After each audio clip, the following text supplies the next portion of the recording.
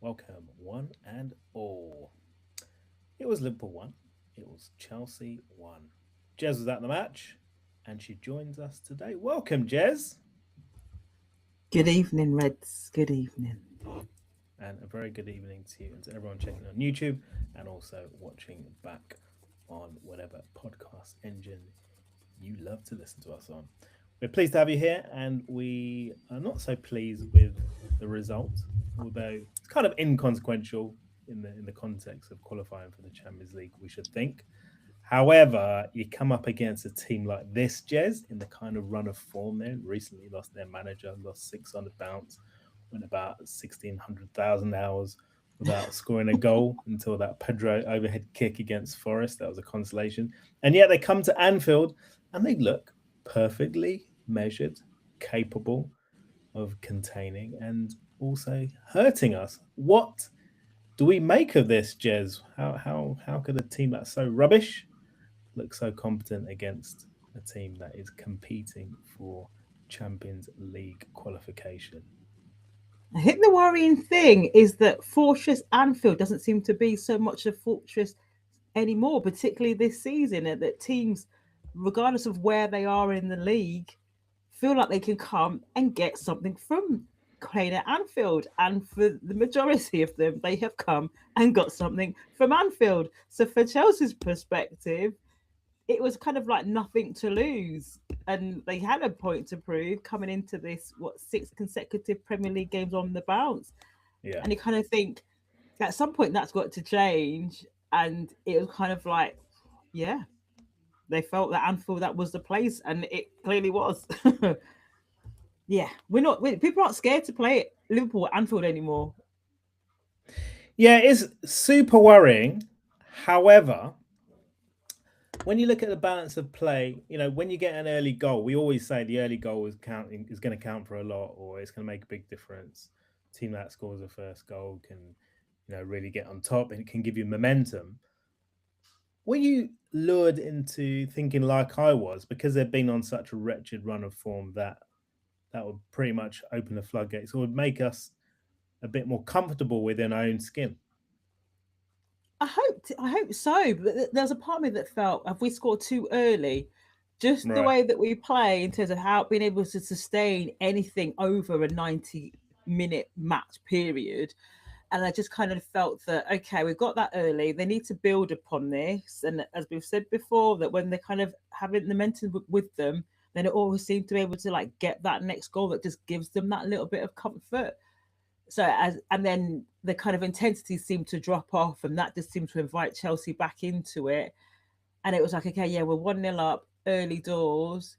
If this is going to be a good half, what's the second half going to be like? Because again, they've been a team of two halves all season, and it was, unless they were kind of 3-4-0 up at half time, if even if it had got to 1-0, I know that they'd equalised. I kind of did worry about what was going to happen second half. So yeah, I was expecting more to come after that early goal that didn't quite happen. See, I wasn't worried. I think, unlike you, maybe I'm just a bit casual about these things, but I do recall before we played Tottenham, that voice in my head. I was like, Jez, what are you talking about? Of course we're going to beat them. And it was the same with Chelsea. I was like, what are you talking about? What have we got to worry about? Of course we're going to beat them. But it does seem like you say it's less and less of a fortress, and you can't really bank on not just getting points, but also getting decent performances. And for me, that is the worry at a time where you're playing one game a week. The Mm-hmm. manager should be able to inspire strong performances or performances that would make you think that there's something in the tank for next season, something for us to grasp onto. And we don't even get the performance. So I No. found that quite triggering to watch because I don't know what it's like for you in the ground. And we'll talk about the fan reaction shortly. But watching on TV, that was the most frustrating thing for me. Just complete lack of fluency or confidence to say, okay, we're going to put a stake in the ground and actually show what we're made of for the remaining games. Yeah, because I think that even the way that they started off, they had such a good first 15 minutes, and even the manager post match interviews, he alluded to how poor they were the first 15 minutes. That's like, okay, turn the screw. Here we go. There wasn't anything that Chelsea had done from the first whistle or even after we scored to suggest Yeah. that they could really get back into it. So that was the point where you really expect them to kick on. But again, I don't know if it's a mentality thing. Or I don't know. I don't know what's happening this season. I don't think many people do. But it kind of also felt like, yeah, we should be kicking on. But then you kind of think, how capable are we of scoring threes and fours in games? And then how capable are we of keeping clean sheets? Because you always kind of worry and fear that Liverpool are going to concede. And then when they do concede, have we got enough to get the two or the three that we need to secure the points? And but then do you need to be scoring 3 goals every week at Anfield to secure the 3 points as well? So there's all sorts of issues that we have. But yeah, Chelsea went in at 15 minutes. Should have like capitalised on that and built upon it. But the minute they took the foot off the gas, it was just easy for Chelsea. It was, yeah. And look, let's be clear about this. We say it was easy, as in because they didn't win the match, right? So that's now many matches. I don't know how many have come without winning, but it was easy to get back in the game. It was comfortable enough for them to be competitive. I don't expect Chelsea in the state they're in to be competitive against Liverpool. At least I hoped they wouldn't be at this point. It's not like we're juggling lots of priorities on the side. This is all we've got to focus on. I think it was easy in the fact that we allowed them to grow back into the game. Yeah, so I think that's like definitely fair to say. Yeah, they didn't let you switch it on and suddenly like, oh, okay, you've woken up. They grew into the game because the pressure, they just were allowed the space with the ball, and the confidence grew, and you can see it growing at a time where we just seemed a bit like, oh, okay, what we're quite doing here then, and the momentum shifted. Yeah, because their manager, what's his name? Colin? Is it Colin McFarlane? Callum. I'm just making up his name. Anyway, that dude, on that side of the pitch, you know, that dude. Because I do the thing of listening to rival podcasts, particularly where I have the opportunity for hate listens, and Chelsea have given me a lot of opportunity for that of late, and there's not a lot of love for the guy. It's not like they have an object of their frustration. You know how they had with LinkedIn Liam. It was easy after the match to be like, okay, we can't stand a ball, but all this manager's not good enough. They just have to shrug their shoulders and be like, okay, we know McFarlane isn't good enough for this role. And I'm pretty sure he would have been dreading it a little bit, having been through what he's experienced over the past few weeks. But even he looked up for it. Even he looked like, okay, yeah, we can make something of this. And he was disappointed that, they weren't able to get a bit more from the game. I think for me, what was most frustrating was just like this feeling of just plodding along, It's like another... It's not to say they didn't do anything in the game or didn't have moments, Liverpool, because they should have moments against this rubbish team. It was just overall quite lackluster, introverted, I would say, from a team that is it's almost like they're trying to just play out their season, and I can't stand that. No, not at all. And you know what? It was they were so static. I think that was a thing, and then you can hear it in the crowd of people like, you need to move the ball quicker, you need to move and make the space, pull the players out to make the space. But they kind of get a certain way and not even quite as far as the box, and then everything slows down. People are like looking for a pass, nobody's making any runs forwards, there's no pressure on the ball. And at a point in that first half, the crowd had got really, really, really angry, just like really frustrated. You can sense it from the crowd how it shifted. But the only one responded was Szoboszlai, and then he started like pressing people and running people down. I think there was even, maybe that was second half, a point where he kind of ran on the keeper, and the keeper kind of almost give it to him. I think that might have even been second half. But the only person who actually responded and actually had showed any sort of urgency was Szoboszlai. But again, he was again man of the match, wasn't he? Because even in the second half, he turned it on. There's a couple of moments that we'll come on to, but there's effort and then there's confidence. Where do you think the major deficit is with this team? Confidence.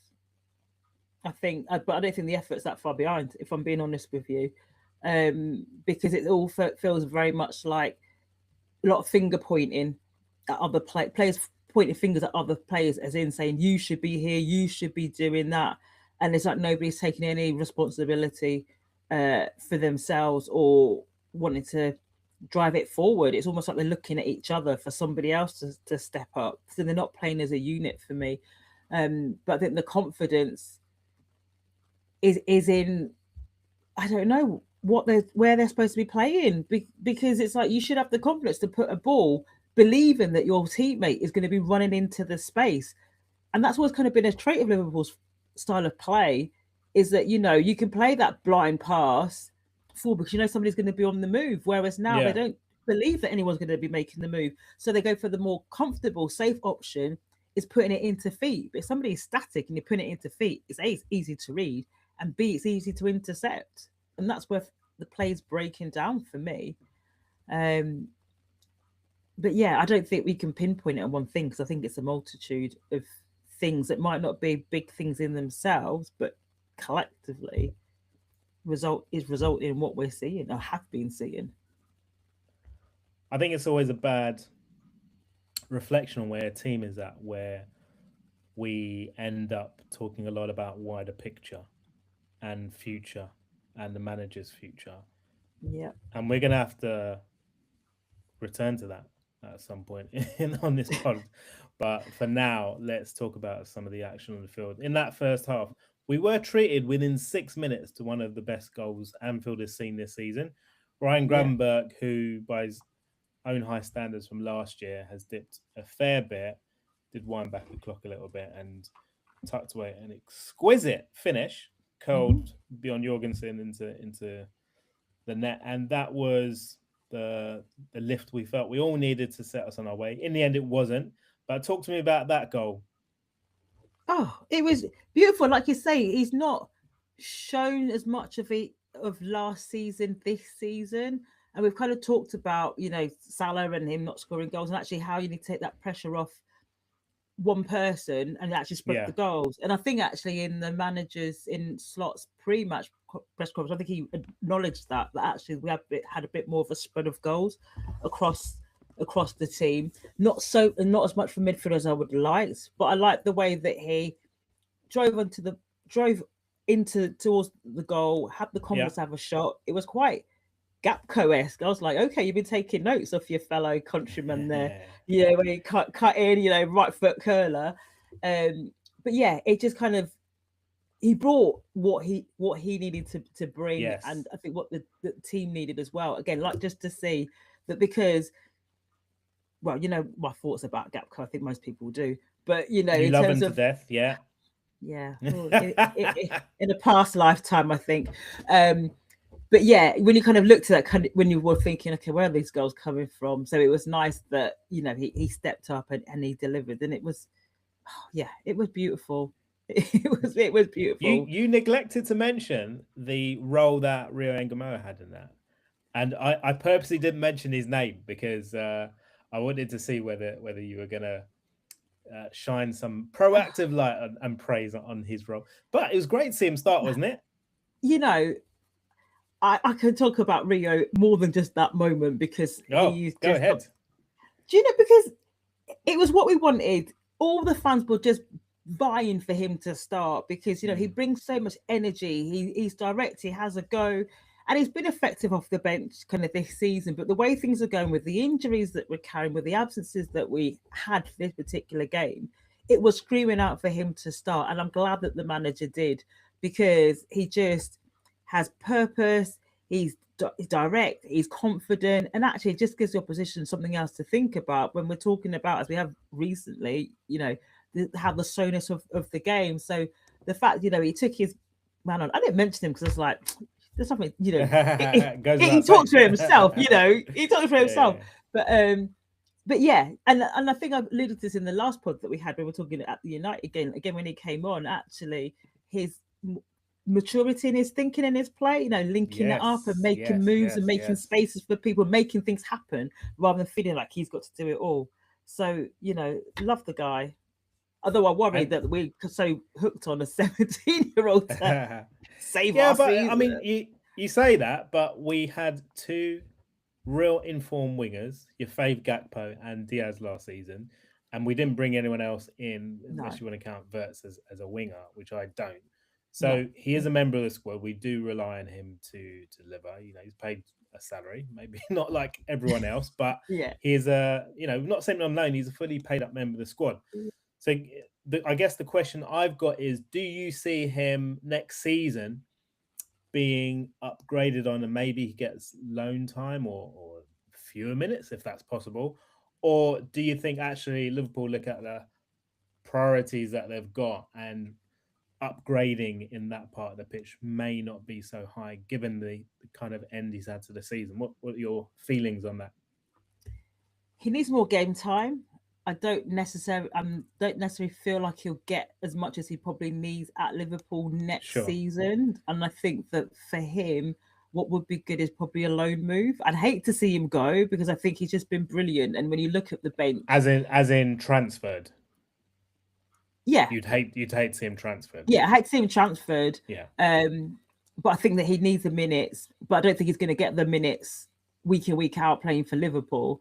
So I Do you think the think that's like just this manager, or do you think potentially under a new manager that could be different? Or do you think it's the right thing to do? He's 70 years old. He's not had a lot of experience. We are under pressure to be competing properly next season, and it probably benefits him and the club for him to get time away. What's your thoughts? Is it a manager thing, or do you think actually, regardless of who the manager is, the right thing for him to get time away? I think it's the right thing for him to get time away because he does need to have more of that game time to get more of that in-game experience and can manage that. I think if we had a stronger squad, then maybe he could have developed more at Mm, Liverpool. A bit like Raheem Sterling, there were okay, different squads. I know at that point, but there were some strong players around him where he could develop and work his way up. I think that we've got a lot of things that we need to address, and I don't think that's going to be too beneficial for his individual development. But I think him going out on loan is the right thing. I think that we bring someone in who can cover that, and then we see what he can bring when he comes back. Within this manager, I don't necessarily see this manager.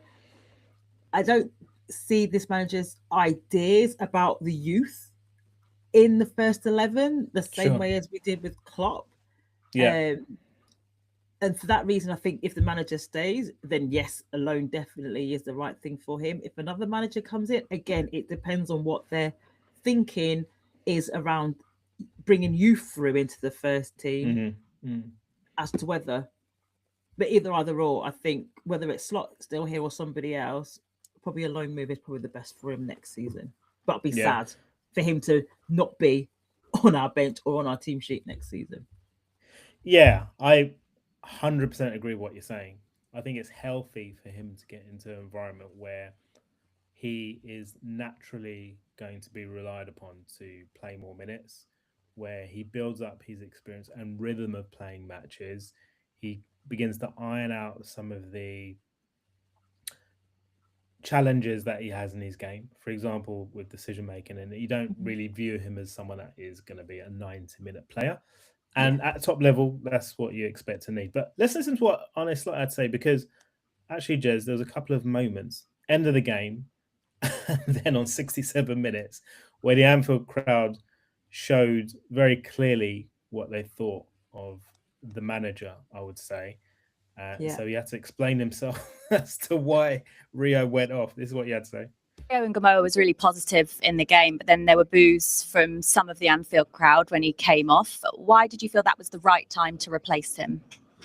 I don't think it was some of them. I think there were a lot that didn't agree with that change, which I completely understand if you just look at how he played. But it does make sense if you know that 3 minutes before he goes to the ground, with having problems with his muscles.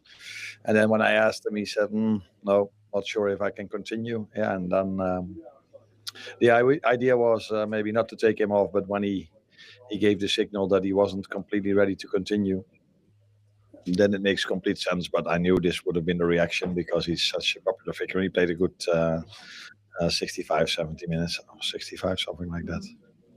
But yeah, it says it's so often in football people don't know everything, and that's how it works. But it is what it is. I'm the manager. I need to make decisions, and sometimes people are happy with them, sometimes they don't. And today, clearly, they weren't. Maybe knowing now why makes it more sense for everyone.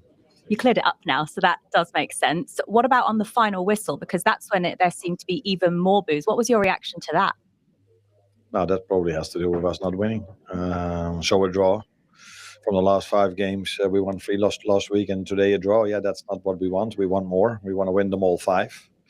But as I said last week, we had a negative balance in our set piece. Today, again, conceding a set piece, and we're very, very close with Virgil to score one ourselves.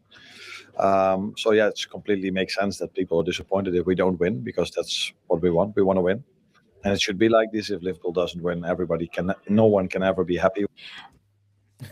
Jules from TNT with a direct line of questioning there. I do love her style because she's very sweet and endearing. I don't mean that in a condescending male way, but she's got this way about her of, just sucking you in with a very nice persona. Everything's lovely, but she's gonna hit you with a the very direct question. blunt, what is going on here question.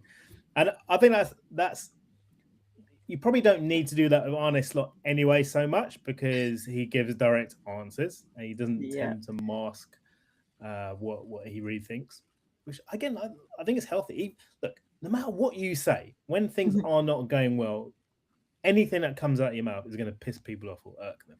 But with the Rio thing, it did feel, but I'd love to get your take on what people thought in the ground. It felt like it was bigger than that moment of this is a guy that we want to see continue on the pitch. It felt more like we really are not happy with what this manager's doing, because let's face it, he brought on Alexander Isak, who the fans should be happy to see. Am I reading too much into it? No, I think at that point people really wanted the team to press on and to increase their intensity and to increase the pressure on Chelsea. And there wasn't that there's a lot of frustration around at that point with how they were. They didn't feel like there was attacking them. You could quite see where a goal was going to come from. And Slot was right. Rio gave so much, and when you're sitting there going, we need to score, we need to get a grip on the game, and you take off the player that's causing the most, who's been more influential in that, it was just mind-boggling. Because actually, before that, people were calling for Gapco to get subbed. So that's all you hear is needs to get Gapco off, and then Rio goes off, and you're like, what? Okay. So it's the player that he bought off. Yeah, people weren't happy with Rio going off because it just felt like we need to score a goal, and he's the one that's really affecting it. At that point, you didn't know about that niggle that he said he had, and okay, that kind of makes sense if the guys said he's got cramp, and Rio, the players, indicate to the manager, I can't continue. But when you're in the stands, and one of the most influential players gets hooked, when there's other players there that aren't influencing the game so much, who are still on, that was a lot of the noise of just why is Gapco still on? Why is he taking off Rio? And then it was just kind of okay, maybe he wants 2 up front. Yeah, but then it was in the end, Gakpo did come off, didn't he? Towards the end, yeah. It was our token Chiesa substitution. It's just a body right. But going back to Rio, I never expect him to. I said it earlier. He's not to me a 90-minute player, so I expect him to fade. I expect a player who hasn't had the rhythm of playing a lot of football to tire anyway. So even if there wasn't an injury, I kind of think the fans need to get over themselves a little bit, right? Because if it was about the person they bought off, because you don't know about the person they brought off for sure. Yeah, because you don't know. What I'm saying is, you don't know what's going on with that player, right? And he's explained there was an injury. But B, also, it's not like we've seen Rio last the course. No, I think he did. I think he did have to try something different. I'm not sure how it helps, particularly with Isak's confidence. This is a player who who's really, really been scratching for the odd moment here and there this season to get what I know wasn't directed at him, right, but to get that kind of reception as he comes onto the field. So that's why I was disappointed with the fan reaction. Were you one of the ones booing, by the way? No, because I was in shock at that point. I was like, if Yeah. I could get any sound out of my mouth, I would have been booing because it was just like. But I think it's also you don't expect Rio to play a full 90, but that was 65, and you kind of thought that there's more time for him to influence you. If it was like 70, 75 minutes, 80, I kind of understand, but 65, it's like it's only 20 minutes into the second half. Like he could have it on a bit more. So I think it was the timing of it, and the way it was at that point in time. He was the only one. Him and Szoboszlai were the only ones really who looked like they could make any real difference. So it was like, okay, yeah, this is just it felt very counterproductive in that moment. Second half, Chelsea really step it up. They get a bit more ambitious. They grow in confidence. Their chances for both sides. It was a lot more to focus on. But I did feel that towards the end of the first half, they began to probe, right? And they did get the equaliser on the 35th minute. Another set piece. I think we've broken our record for set pieces conceded in the season. Enzo Fernandez, who's the most creative force, drifts the ball in. Just to the right of the D. It's quite far out, to be fair. I can't remember who the player was that stuck out a leg. It seemed to potentially have guided it in, but it seemed like it went straight in. And I was disappointed with the goalkeeper. And it's not like it took like a massive deflection or there was a touch that suddenly made it change direction. I think a top keeper should be getting to that quite easy. Shouldn't be rooted to the point where it just slowly drifts into the net from that kind of distance. And, we've spoken before about where we see the keeper hierarchy and that situation, particularly with Alisson's options potentially in the summer. And it wasn't a moment that filled me of confidence. And I would actually point the blame at the goalkeeper for that. How did you see it? Because you were actually in the cop behind that. Yeah, I think it caught people out because I was expecting it up and over. To be honest, I think that the way that it went round the side, it just seemed like it snuck round the wall. What I'm saying is, it wasn't quick. No, it wasn't. That's what I mean. It felt quite slow, and it was just a bit like a bit like how we were talking about Szoboszlai's goal last week at Old Trafford. It looks kind ugly. Of like, yeah. But like, nobody seemed to react. They just watched the ball. All of them just watched the ball like go around. I said I think they were expecting an up and over. So the fact that it was low on the ground and round, I think just caught everybody out. But yeah, it was just disappointing. It was just disappointing because again, it just shows more about that in play awareness and actually that they just didn't seem to read what potentially could happen in that scenario. Yeah, I thought the keeper responded quite well afterwards. 38th minute, he saved smartly from Fernandez down to his left, and then also there was another strike before, and then that kind of set the tone for the second half. As I've said, it felt to me as if Chelsea came out and they were like, okay, yeah, we can compete in this. We can see how far we take it, but we're not going to lose here for a seventh time in a row in the Premier League. And on the 48th minute, it looked like they may have nudged ahead. I went to grab myself a drink, funnily enough, right? And I just heard, Cole Palmer. Great. This guy hasn't done anything in ages. He hasn't done anything for ages. I come back to my screen, I see him rubbing his shoulders. This guy again. But fortunately, it was ruled offside, rightly. At that point, though, I was just like, they seem to be growing confidence. I don't like it, and the game is getting a bit. What's the word for it? It's a bit of a scrap. Yeah. And I don't think you should be having scraps against shit teams. And Chelsea are a shit team. Like really bad. They just didn't. Like I said, they just didn't seem to. They react or then take the ball by the horns. It was just kind of like it felt very tick to tap. Both teams kind of like having little moments for like a few minutes, and then the other team had some moments for a few minutes, and then it just went back and forth, and nobody really.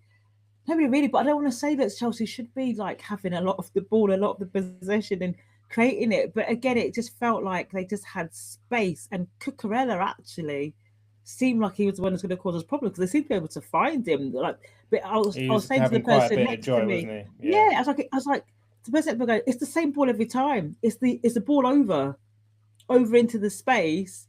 And a couple of times I think he was offside, but they just seemed to find him someone. It's just like, I think actually that Cole Palmer goal was from Cucurella's delivery on the left, wasn't it? Yeah, it's like every time I'm like, if they're doing the same thing over and over again, then do something about it. It's not like they're mixing it up and it's like 5 or 6 different plays. It was like predictable and you could see it.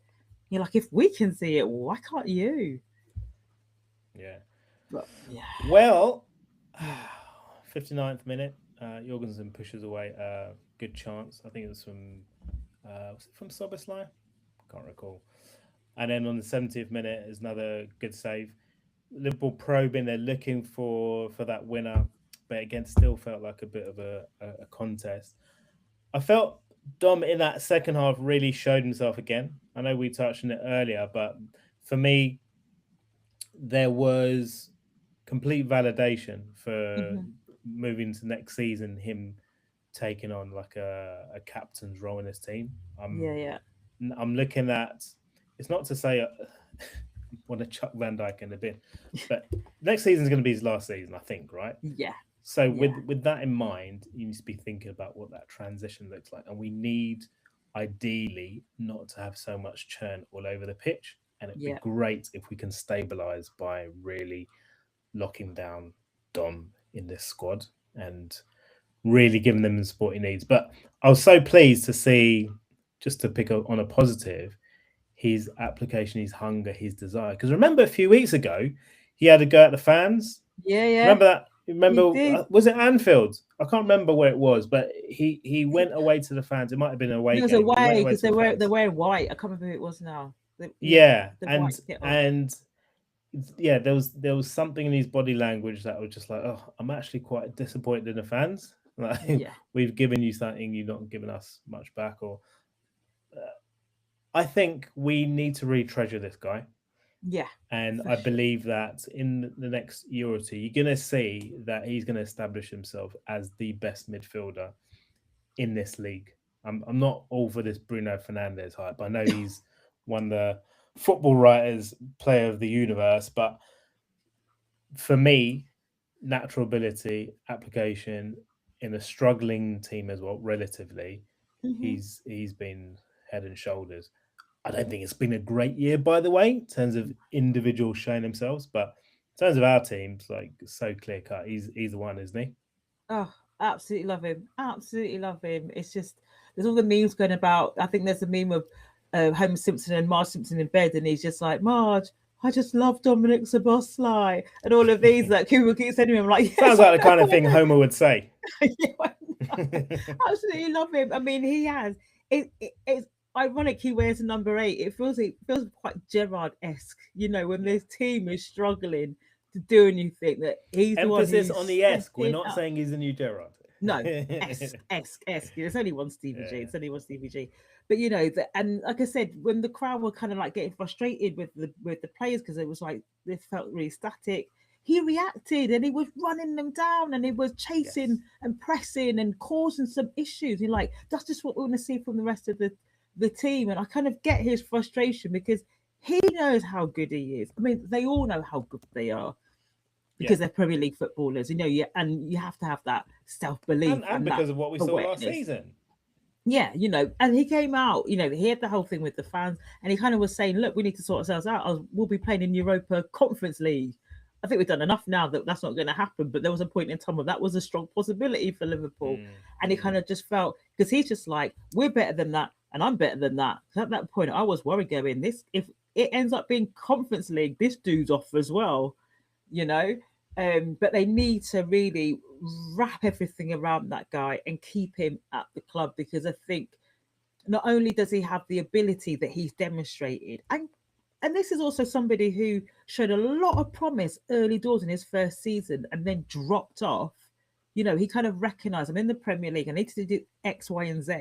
And he's pulled himself up now, but he's got the stamina and he's got the ability to go through a whole season at that level, that actually he can bring that to anyone else coming in, and maybe he's one of the last ones that embodies the standards that Mohamed Salah is talking about dropping somewhat at Liverpool, because he's leading by example.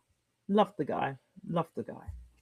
I know we ordinarily have our Mo Salah section, and because he's not been around for a while, it's been kind of quiet on that front. But we're hoping that we're going to get to see him for one last Premier League game at Anfield, because Liverpool will be hosting Brentford on the final game of the season.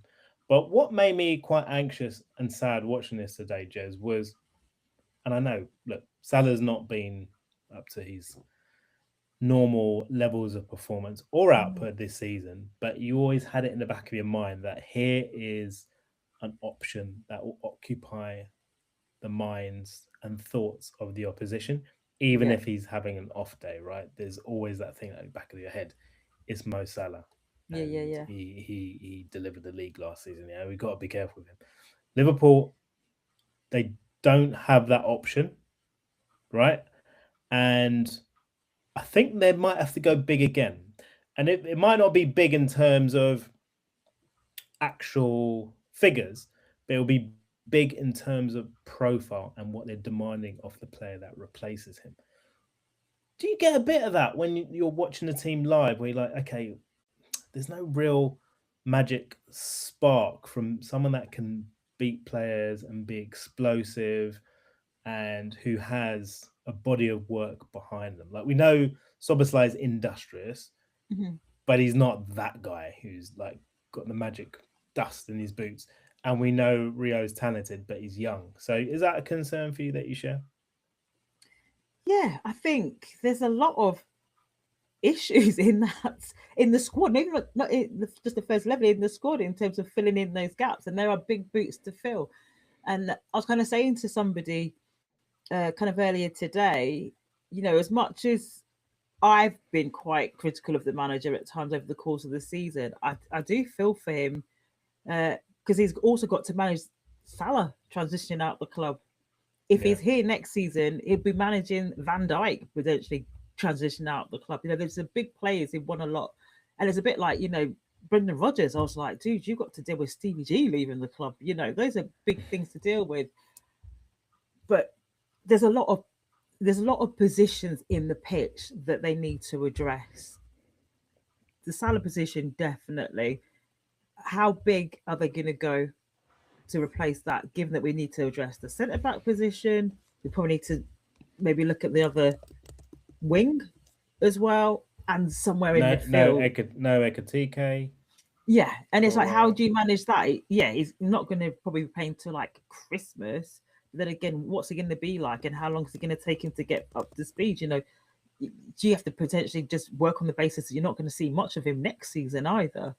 So there's a lot of things. There's a lot of things to do, but Liverpool's always been about that attack, that threat coming in, and the threat just isn't there, and it's a threat with players being able to drive into the box and scoring goals inside the box as well as out. And I kind of feel that this season we've been very much reliant on scoring goals from outside the box. So again, you just don't mix it up so much in terms of how we're creating the chances that we need to score goals and win games.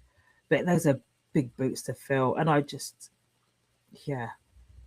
we'll just see. We'll just see. Maybe the style of play needs to change within that, and maybe this is maybe some of the tension that we're seeing this season, that actually it's not all heavy metal football, and we've kind of moved away from that, but it's creating whatever that new identity will be. But they've not shown enough to get to build confidence really moving forward. Not yet, but we live in hope, and hope is the soup from which we sip as football fans. Even when the evidence isn't there to support why we'd be hopeful. But it's worth just sticking with Salah, just commenting, I guess, on the things that he was coming out with in his interviews. He's doing more interviews this week. I'm not sure why. It's like a farewell tour. Let's stick a few boots in before I leave. And he mentioned standards. He alluded to standards dropping inside the club, which again, it doesn't help the manager, right, for this to come out. But he referenced something about people needing to come early into the gym, because there's always this thing of he's the first to come in, last to leave, and he was hinting at the fact that he said if that doesn't happen and people don't apply themselves, or it doesn't happen in the future, it's going to be tricky because it's really important. He says you have to set the standard high. Come in early, look after yourself, leave, once you got your work done, and put in extra work.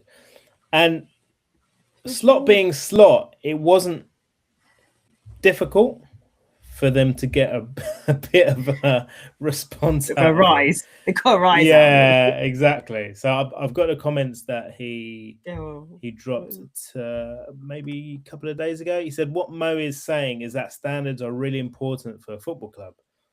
I cannot agree more with him. I did not hear him say that the standards are not okay now. Did you? I'm not worried about it. Let's put it that way. I'm not worried that the standards will be lower next season than they were this season or the season before. No, I'm not worried at all. So the standards are not only important in the gym. It's also on the pitch. Okay, you understand me? Without saying anything. And he says, I wish I was able to say what I feel at this moment, but I can't. When a reporter quizzed him on whether new players had sufficiently adapted to these standards. So what do you make of that? Because that feels like he's responding in quite a pointed way to Mo, but then also to some of the new personnel that walked through the door this season. What do you make of what he had to say? It feels very much like it's Slot versus Mo. Like there should be in a boxing ring with like the gloves are off and they're both kind of going for each other. There's clearly a breakdown in that relationship in terms of expectations on both sides.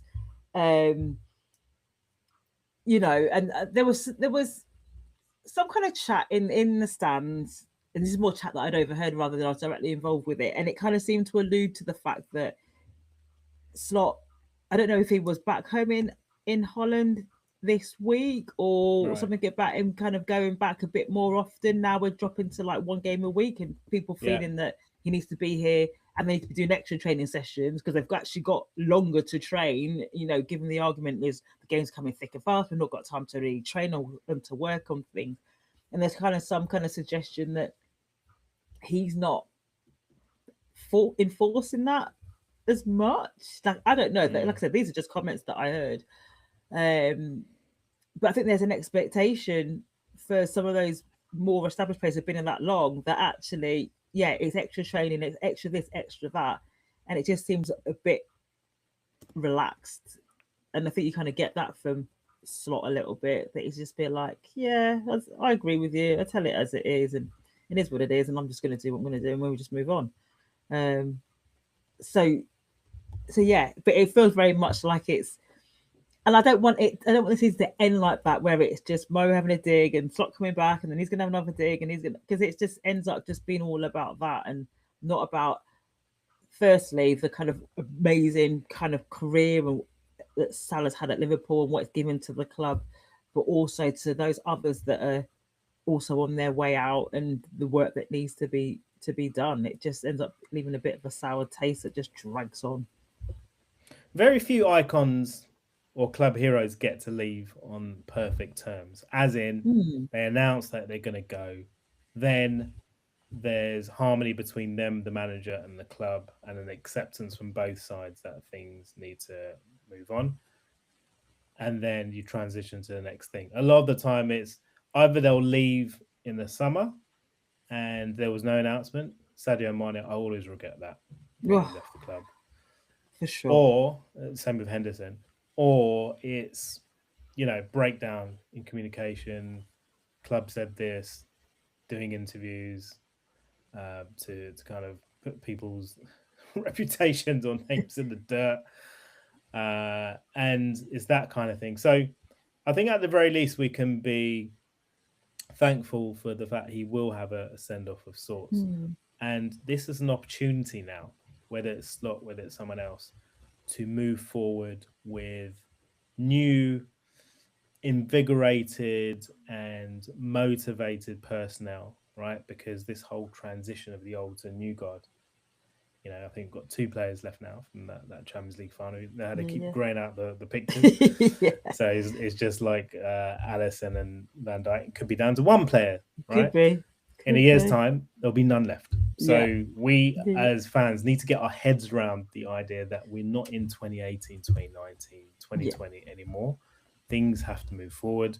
And a lot of the noise that we've had to endure this season of, let's put it right, a quite petulant individual, icon though he is, someone that when he doesn't get his way, and we've seen it with Klopp as well, will throw his toys out of the pram a little bit, right?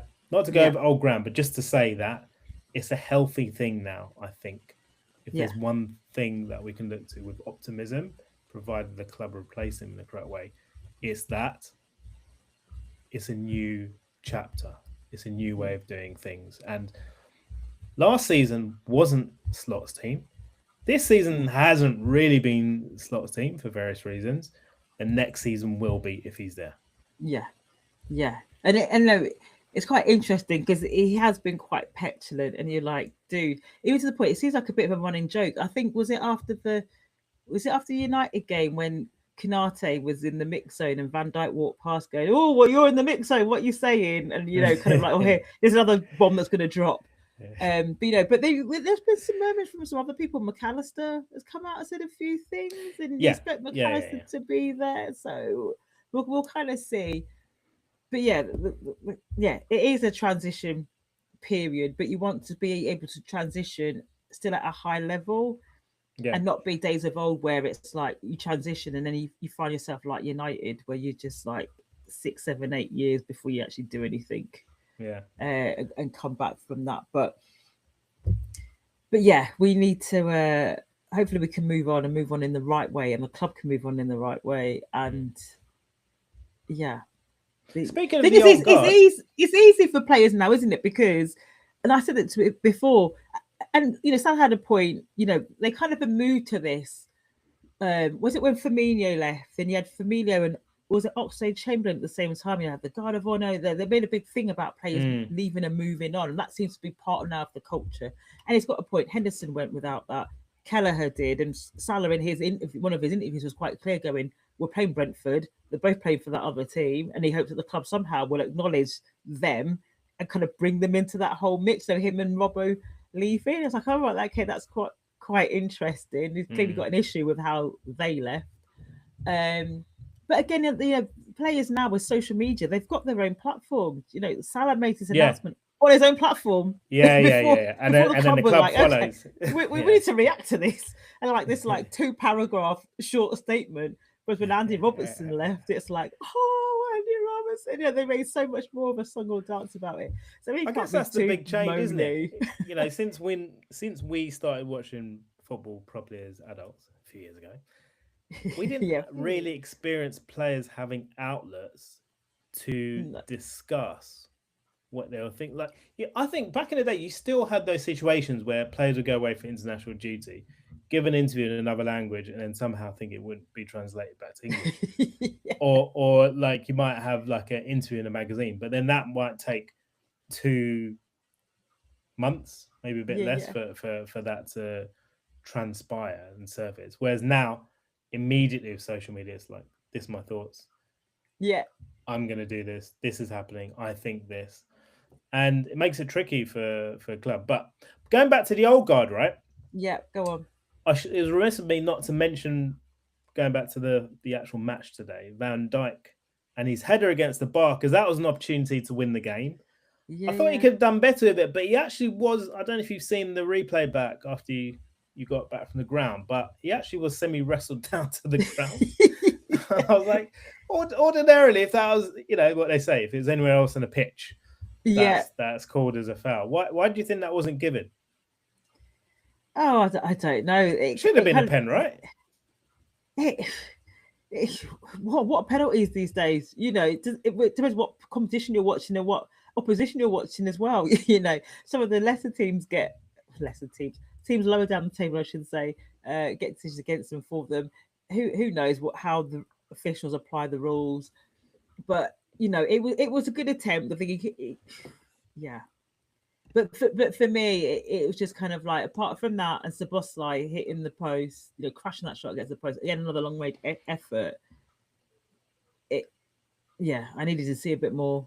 When you get to the point when we're relying on set pieces, which haven't, other than free kicks and Szoboszlai on them, we've not been that great that most of this season.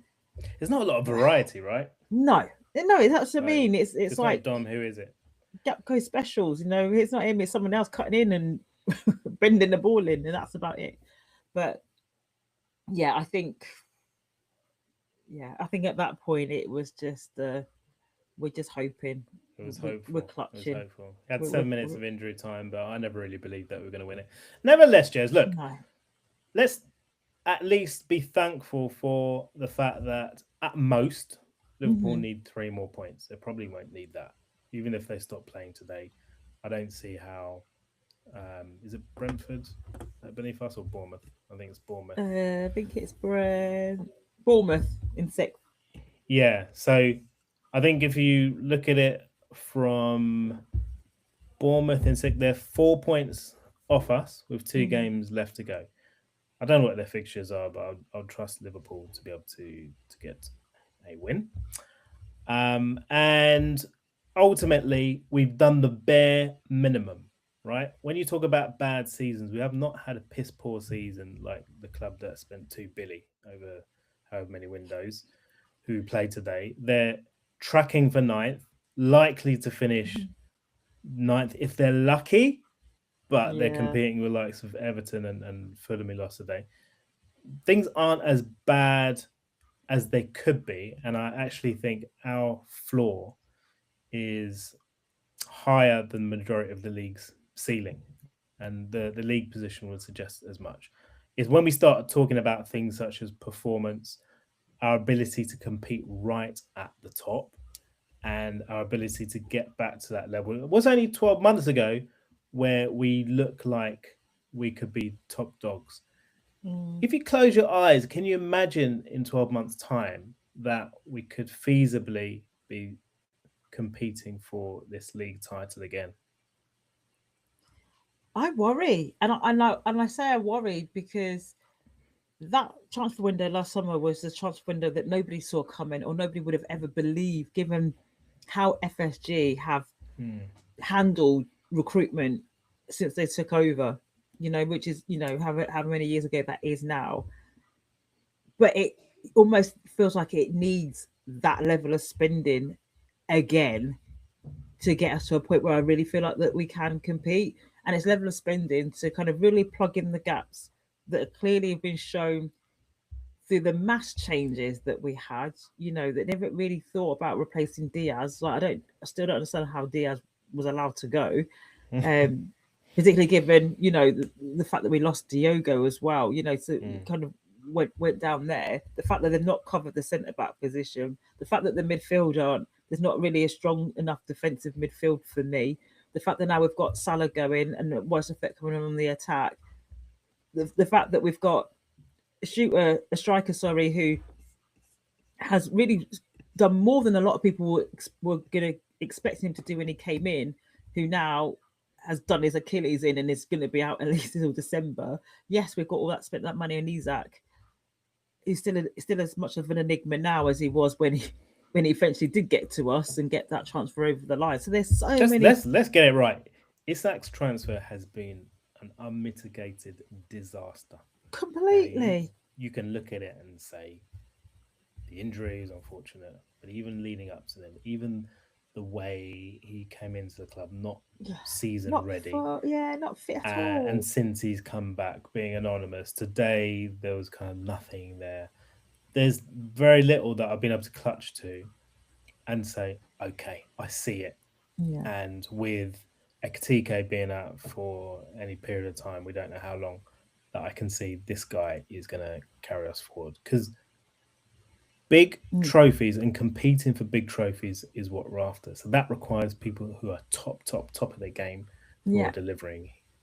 You need to start delivering. Shout out to everyone that's joining us on YouTube and passing through Appreciate your company. Drop us a comment in chat if you want to contribute to the discussion around any of these points. We haven't got long left to go, but also if you are watching back, listening back, give us a like, a subscribe, follow, all that business. Appreciate you. But yeah, Isaac. Yeah. I mean, to be fair, go on. To be fair, when he came on, because I was screaming so much at Gakpo, like a lot of people, like the guys, there was like 4 guys in the row behind me, just like, get him off. What's he doing? He's not doing anything. I turned around and I went, I agree with everything that you said. I agree with everything. I'm going to say, you've recruited an army of anti-Gakpo. I'm not. That's what I mean. Participants. That's what I mean. I hadn't recruited anything. I literally just turned around and was like, happy with everything, and they kind of looking at me like, okay. I was like, yeah, happy with everything you say, even though you're still behind me week in, week out or whatever. But he was invisible in that game. He just didn't do anything. He hardly touched the ball. And Isaac came on, and okay, it probably was about 10 minutes after Isaac came on before he did get his first touch, because we kind of noted it going, all right, okay, it's been about 10 minutes, isn't it? But actually he seemed to do a bit more, like he linked up play. There was a chance that kind of got created out of him linking up. He did more in the short time that he was on than Gakpo. But then when I was thinking about driving home, going, maybe that just tells you a little bit more that actually doesn't matter whether it's Gakpo or Isaac. If they're talking about having a focal striker or somebody to play the ball forward to, this team cannot get the ball to that person, whoever that person is.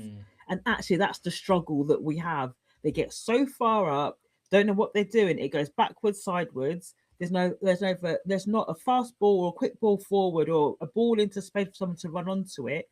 So actually, it doesn't matter if it's Gakpo up front or Isaac.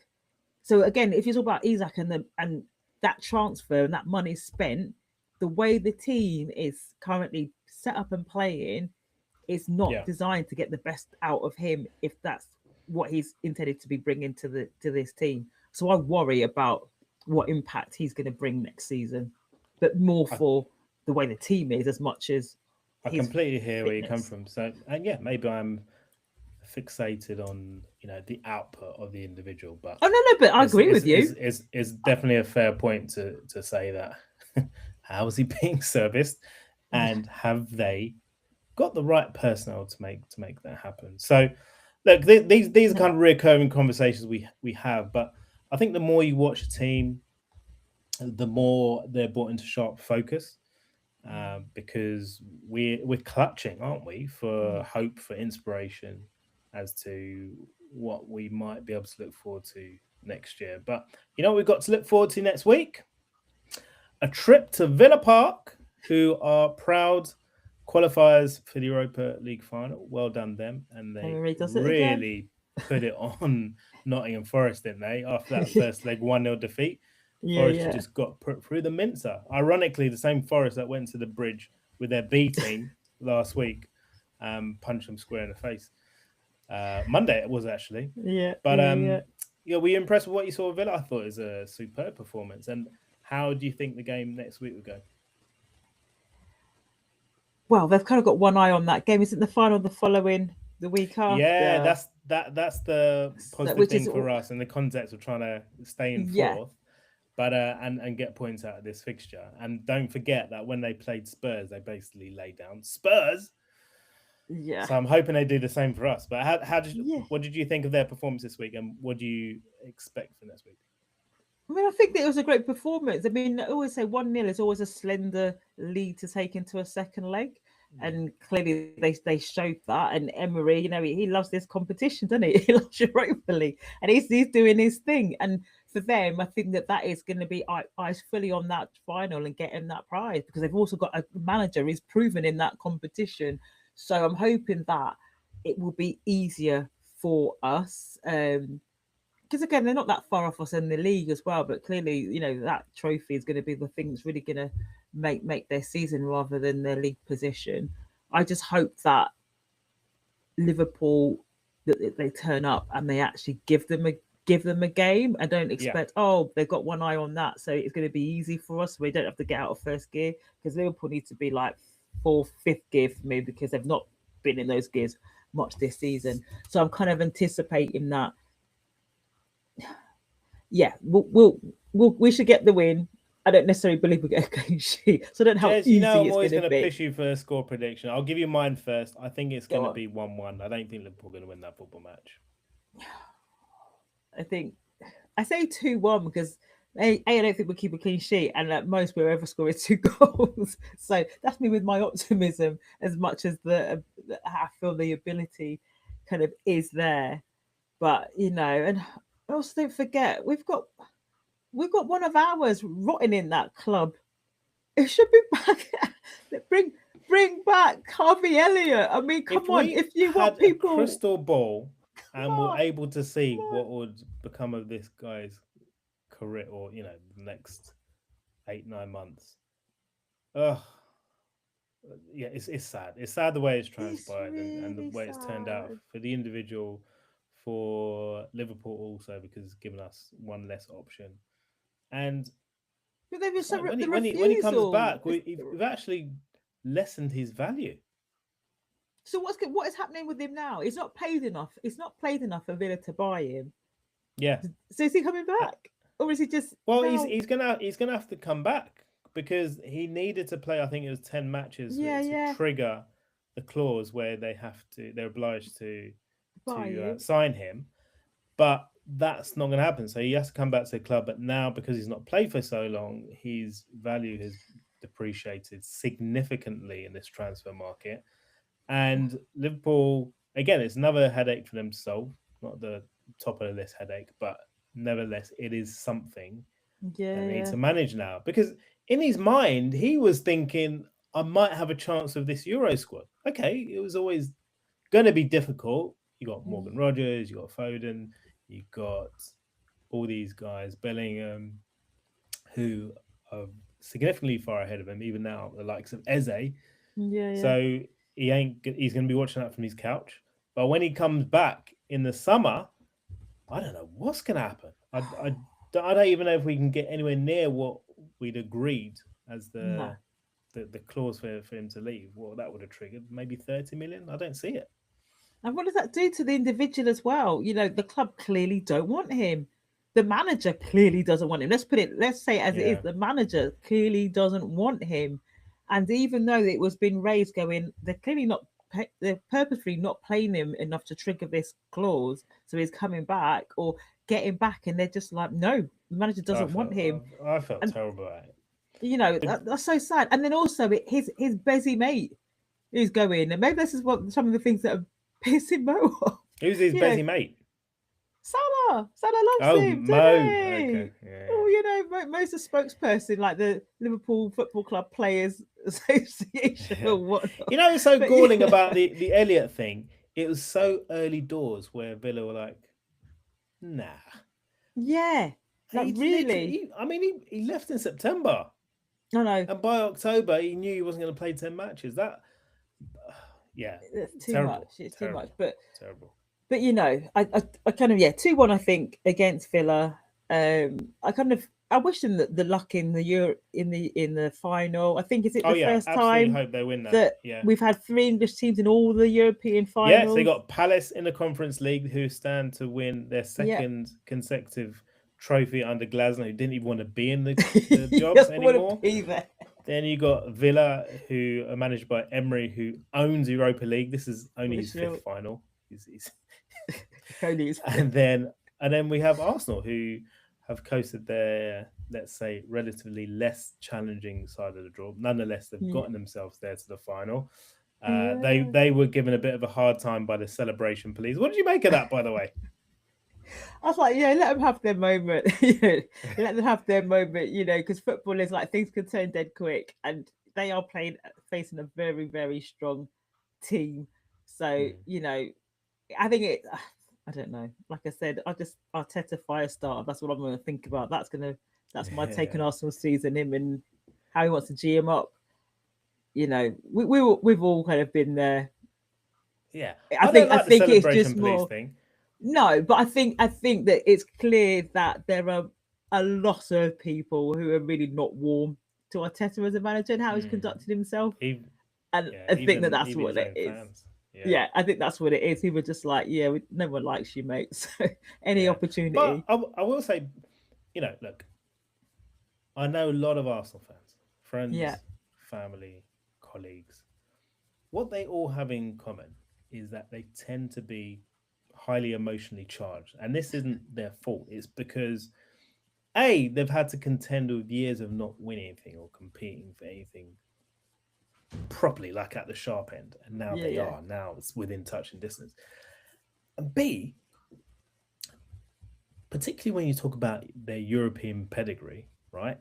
This everyone looks at them as underachievers. I'm sure Arsenal have played the most games in Europe without winning the damn thing, and I think you'd have to be like over 35, maybe 40 to remember them winning under George Graham. So Mm, they don't have the pedigree. So this is a massive opportunity for them, and even yeah. for a club that is used to qualifying for the Champions League final, like you saw PSV last year, they had fireworks going off in the stadium after they beat Arsenal. It's a massive thing. There is no Yeah. feeling, I'll repeat this, like winning a European semi-final tie on your own ground Yeah.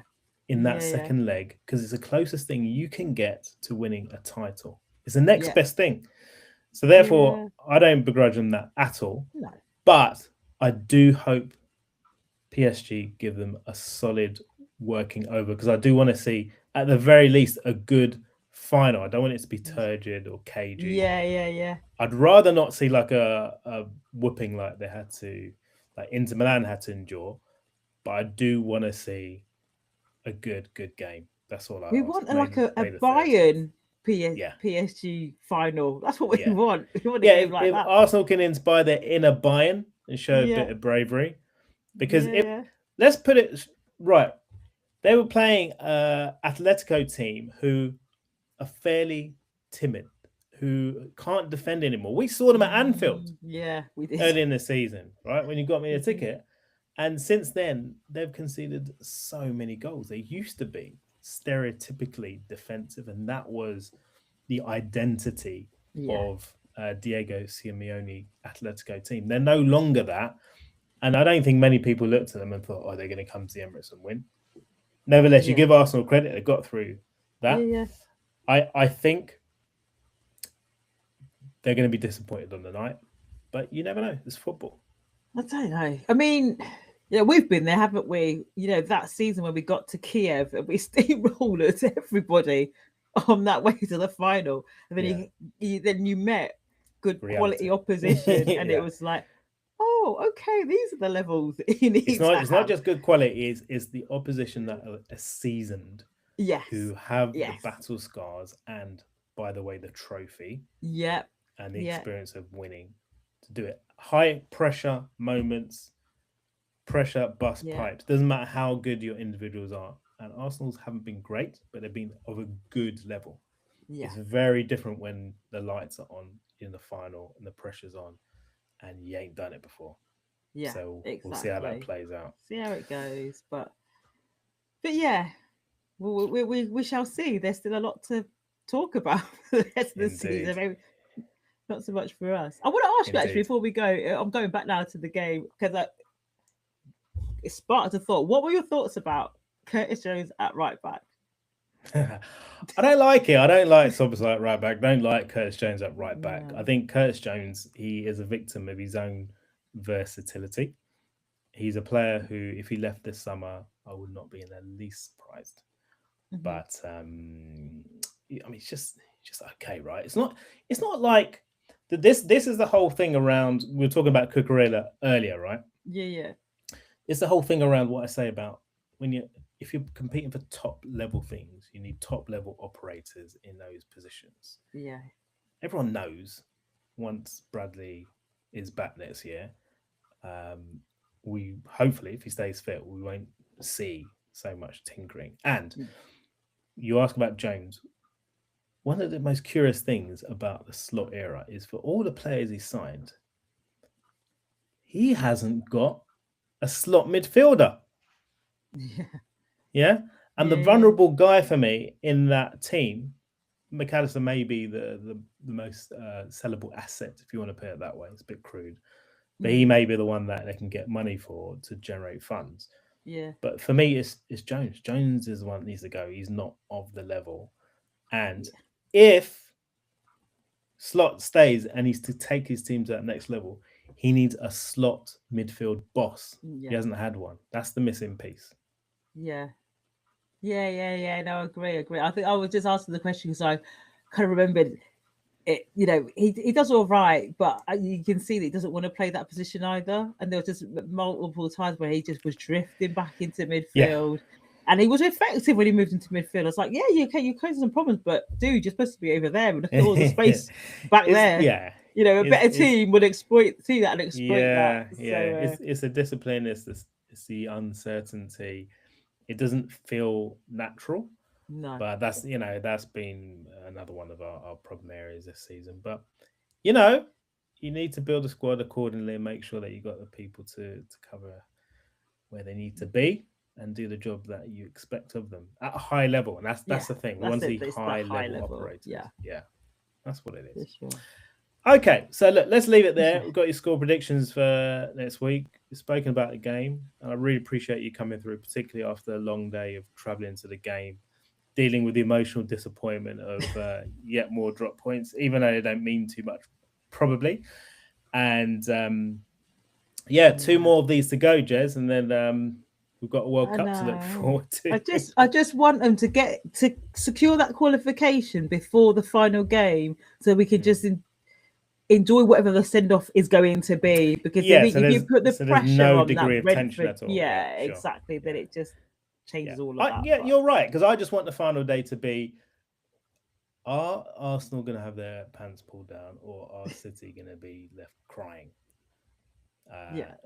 Second year of not winning the title. Plus, are Tottenham going down? Those are the only things I'll care about. Oh, if I want to throw a third thing in the mix, are Brentford or Bournemouth going to be playing Champions League football? Because by the time we reach the final game of the season, assuming Villa retain their top 5 spot, it comes down to Brighton, Bournemouth, or Brentford.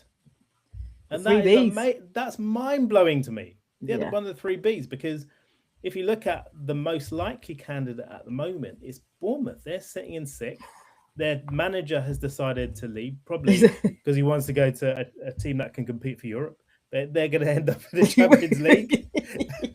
and the ex-manager who's at Newcastle doesn't want, I'm pretty sure, Bournemouth to be hearing Champions League music at the ground when they're looking to finish in the bottom half of the table.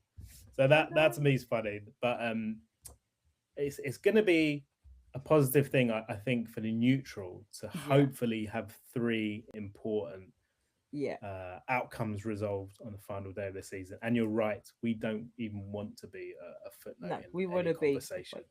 For sure. We just want to be having our most send-off party. I know you'll be leading the cheers. Don't worry about that. I'll be doing the conga for him and for Andy. All right, Jez, thank you so much again for your time, for your insight. Always lovely to have you on board. And we shall be back after Liverpool play Villa ahead of their European finals. Hopefully they'll just lay down and take the licks. Thank you so much for joining us. We really appreciate it. Give us a follow at the FC Agenda Pod on YouTube, TikTok, and on Instagram. And more importantly, on the podcast engine of your choice, hit that notification bell so you know when we go live. Don't miss an episode. We're here after each and every single Liverpool game, have been since all the way back in autumn time. We're in spring now. And we shall continue to be here. We appreciate your time, your company, your love. Make sure you leave us a 5-star rating. And if you're feeling really generous, leave a review too. We'll catch you next week. Peace. You don't walk alone.